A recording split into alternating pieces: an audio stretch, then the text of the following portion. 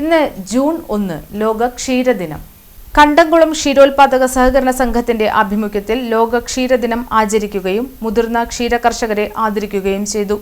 സംഘം ഫെസിലിറ്റേഷൻ സെന്ററിൽ വെച്ച് നടന്ന പരിപാടി നഗരസഭാ ചെയർപേഴ്സൺ ഹണി പീതാംബരൻ ഉദ്ഘാടനം ചെയ്തു.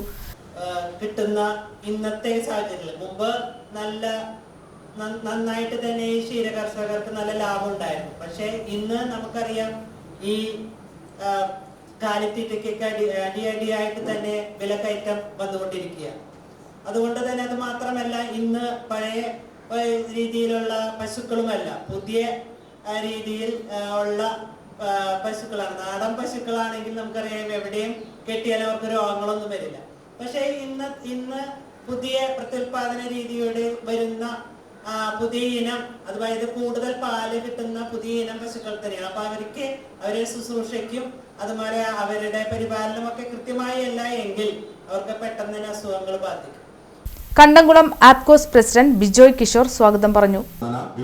വിപണനം ഇവിടെ ഈ കൊടുങ്ങല്ലൂരിൽ ഇഷ്ടം പോലെയുണ്ട്.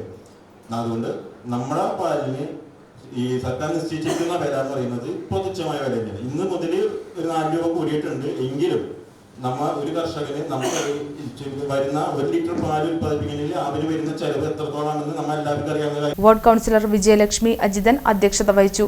Kodungallur senior veterinary surgeon doctor Girish, Kodungallur ക്ഷീരവികസന ഓഫീസർ MB പ്രശാന്ത് എന്നിവർ വിശിഷ്ടാതിഥികളായിരുന്നു.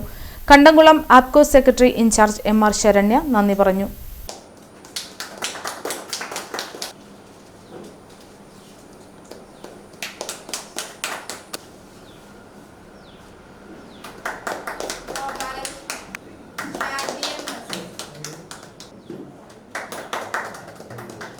Sudah.